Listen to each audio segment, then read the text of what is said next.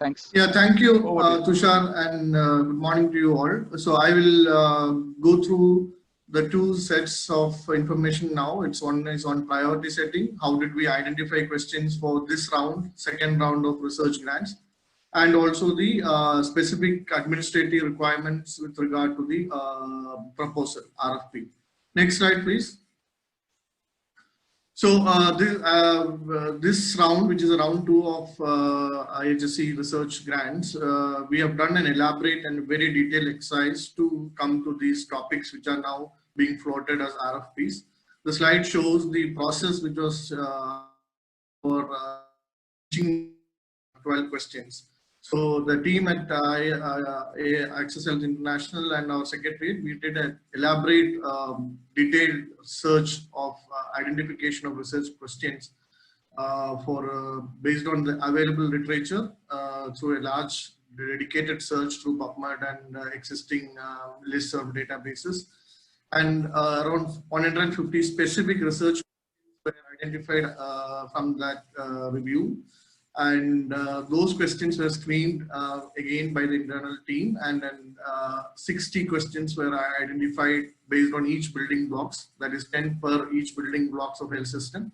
They were divided according to the building blocks of health system and prioritized, and then that was shared with a host of researchers across India, academic institutions and researchers, to identify and shortlist very pertinent questions from these 30 questions, from the 60, and then it was narrowed down to around 30 questions, that is 5 per building block.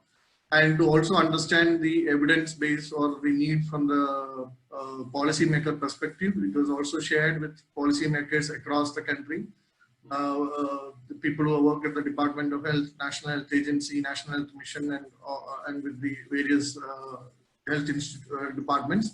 And then what feedback we received, 12 research questions were narrowed down, and then the RFPs were plotted, which is what we have now. Can you go to the next slide, please? Yeah. Now, these are the research questions which you all would have seen. These are the final 12 questions which we identified across the 6 building blocks. I'm not getting into the detail because of the time constraints. Can you go to the next slide? So from here, we will be detailingly telling you about the RFP process and the grant award and how the entire process flow will happen. We have received some of the questions from our partners and institutions, and we also looked at some of the questions which have come out in the chat box. So during the course of this slide presentation from hereafter, that questions will also be answered, which we have already got, and thus we will be taking up after the presentation. Next slide, please. So this is the entire nutshell of the RFP process. We floated the RFP on 21st September, and 9th October is the last day for proposal submission, 6 o'clock 9th October. And then following the submission, after receiving the Arun, please be a little loud. People are not able to hear you. Yeah. Following the submission, the next week, is from 12th to 23rd October, the entire process, all proposals will be reviewed by an independent technical advisory committee constituted for this purpose. They'll be doing a rigorous review based on what is the criteria specified, and by the next week, that is 24th to 31st of October, the assessment of the proposals based on the technical scores and the grant award and the contracting process will be done. And the studies will have to be initiated as of from first week of December. That is, November. That is from 1st November. All research studies will have to be initiated, and will have a time span of around 6 months to complete the study. Next slide, please. Now, coming to the essential details, this is very important. We need, as Professor Venkatraman and Professor Murli has aptly mentioned, one of the value proposition is a collaborative research. We need involvement of 2 research institutions, minimum of 2 research institutions. One will be the lead, that is a primary institution, and other will be the secondary institution who will support the research. So it's a mandatory clause. This is to make sure that we have a we promote collaborative research and collaborative research criteria, and hence it's a mandatory clause that there should be 2 research institutes coming together to undertake one topic. And both participation institute will have the similar criteria and the contractual conditions specified by the secretary.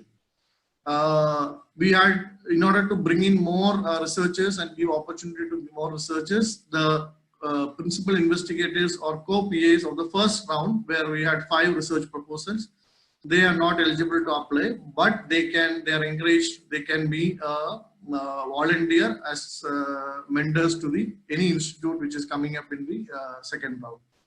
We also look forward to have innovative methodologies and good proposals which will have different methodology proposed.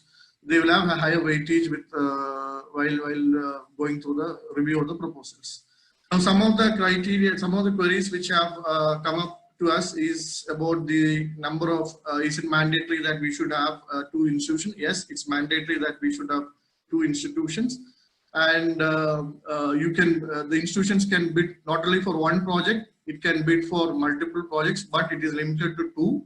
That is, an institution can bid for 2 projects, one as a primary and other as a secondary. Not more than 2 is allowed. This is to make sure that all get an opportunity. And individuals cannot apply in this round. So sorry, for our research grants, individuals cannot apply. Institutions can be of a research institution, academic institution, NGO, private institution, any sort of institutions which satisfy the criteria which we have laid on, which we will come to the next slide, can apply. So it can be a institution, which can be a private institution also. So this is a pre-qualification criteria. We should have the first most important criteria is the primary bidder should have a 5-year operations. It should at least have a minimum of 5 years. These are all mandatory criteria, and there will not be any relaxation.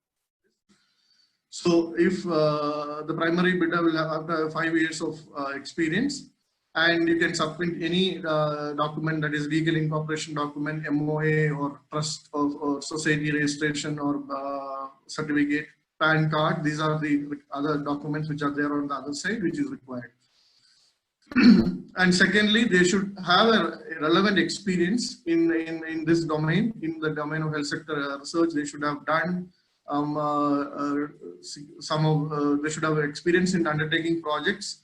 Minimum of 5 projects is mandatory in any of these each building blocks. You can present a work order of the previous work or a completion certificate from the agency, or you can present a declaration also, or you can also come, if it's not there, you can show the reports or publications which have emerged out of the projects as a evidence. We don't encourage organizations to piggyback on existing projects and then duplicate the work. So no, it cannot be tied up with any current research ongoing research which the organization, not even the department, which the organization is undertaking. If the organization has departments, and even if other departments are doing a similar thing, we don't encourage that. So they'll have to you'll have to come up with a declaration of non-duplicity, which is there in Annexure 2. There should be a letter of association which should be signed by both primary and secondary research partner, saying that we are coming together to apply for this grant. Now, there are questions which have come. What will be the role of secondary and primary partner? These are all discretion of, it's not, we don't have any particular thing. It's all discretion of partners. The bidders, while you bid, you can specify what area of work which you would be doing. There is no specific things from our side. That is up to the organizations who are bidding. They can come to a consensus on what role each partner will play and what exactly will be the it should be very clearly mentioned what will be the role of each partner, what activity each partner would be undertaking. That's up to the bidding organizations and not to it's a discretion of bidding organizations. Can you go to the next slide? Okay, now with regard to a technical proposal, the RFP specifies what are the things which are required in the technical proposal. There are 5 components in the technical proposal. You will have to, all bidders will have to have a technical proposal cover letter that is there in the annexure 4, and the total score is 100. And the bidders will have to get there are 5 components, individually 50% in each, and a total of more than 60 in the percentage in the score to be qualified for the commercial evaluation stage. So if you fail to qualify in this criteria, you will not, the bid will be rejected, and this technical proposal will be rejected and will not qualify for the next round, that is the commercial proposal. Next. So here you can see 5 components. These 5 components are: 1, the problem statement, approach and methodology, proposed project, who are the people, what are the credentials, whether they have already worked in health system projects or similar projects. That details needs to be furnished. Their publications and associated details needs to be mentioned. So that you can, so these 2 components have the maximum score, that is approach and the proposed project personnel, followed by management and supervision. How would you manage, what is your plan of management and supervision of the project, and also a time chart which specifically gives activities month-wise for 6 months. What are the key activities you do and what is the time required. So that's the final part. Together it's 100 marks. So in each there should be a minimum of 50 to qualify, and then overall together when it comes there should be 60% to move to the next round. Now if you look at the in event where there is a very small deviation of between 2 proposals where there have not more than 5 points, the bid with the lower commercial value will be awarded the grant. That's something which please you need to take care of. So the technical proposal needs to be very strong, and because that's a major part which is going to be reviewed by the TAC. Next one, please. Now coming to the commercial proposal, the grant value is capped at 30,000. The budget limit cannot exceed USD 30,000. All quoted figures in the commercial proposal should be in USD, and the payment since is in USD. All necessary compliance needs to be taken care of by the applicants, which means that organizations, not-for-profit organizations, FCRA is mandatory, and whatever has according to law, whatever things needs to be furnished has to be furnished. Now there will not be any other the adjustments. It will be whatever we fix will be the final one.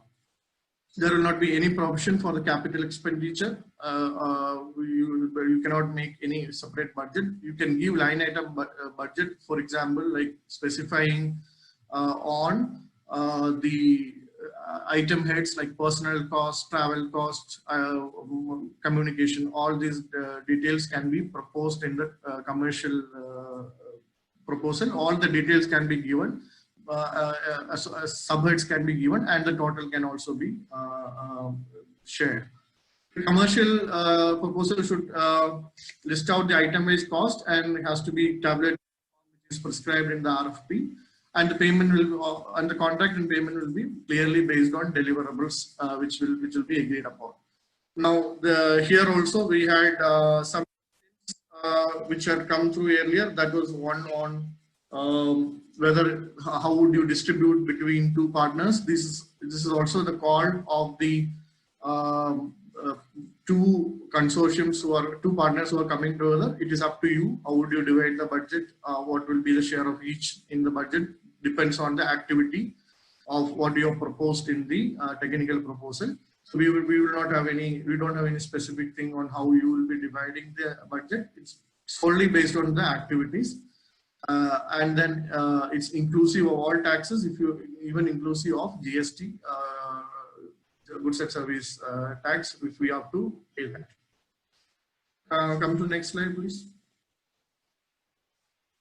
So the packaging of the proposal, there should be three pre-qualification, technical and commercial might be separate, and send it in a single mail. The commercial proposal, please note that should be password protected. It should be password protected separately. It do not include any price information or any suggestive information in the technical proposal or the pre-qualification document. It should be only shown in the commercial proposal. The proposal will not be eligible for evaluation in the absence of password protected commercial. If it is not there, we will be rejecting that proposal. There can be three in the single mail. There should be three files names. One is the pre-qualification, second is the technical, and third is the commercial thing. And both should be attached in the single mail. Can you go to the next slide? And the subject of the email should be IHSC Health System Research Proposal Submission, followed by the bidder's name. The template is shown, and we request everybody to send it by 9th. 6 o'clock is the deadline. Try to send it earlier itself than towards the deadline. And please comply with the deadlines and also the formats, because these formats conditions are all same, which we have followed for the first round and are mandatory and will not have any change for that matter. Next slide, please. Now, once this also shows about the reporting mechanism which we expect after an agency is chosen. There will be every partner institution will have a research manager who will facilitate and support research activities with the secretariat. There will be the link person which with the secretariat will deal on understanding the progress of the study as well as the communications of any technical or commercial communications in that regard. And institutions will also have to provide a formal update to the secretariat every once a month. They can any issues, any major issues faced in the while execution of the project or any troubleshooting needs to be undertaken. All these can be communicated to the secretary, and we will have we will be having a rigorous monitoring system. There will be frequent interactions from our side, and there will be a midterm evaluation which will be done by the technical advisory committee to look at the progress of how each institution is going forward with the research study, whether adherence to timelines and technical proposal is being done. So that will be taken care of and monitored by the technical advisory committee through our interactions. And technical advisory committee will also be a sounding board where institutions can seek advice, support on specific technical issues regarding the research or any issues with regard to the execution of the research. And as part of the financial reviews, the institutions are also expected to provide a consolidated statement of expenditure, and based on which the money release will also be done. So this is a reporting mechanism. This mechanism is evolved over time during our first round, and then we will continue to adhere to that, and then our both secretariat as well as the TAC will help you as well as monitor you in the process of research. And meanwhile, there are again some questions which have come through on the total amount. Yes, the amount 30,000 is including all, including inclusive of taxes. There is some question which has come now on geographical area. The geographical area where you want to do the research and all is your priority, depending on how you can do. It's your priority. We don't have any specific priority. If you want to hire an agency also, it's up to you, depending on your budget availability and your requirements.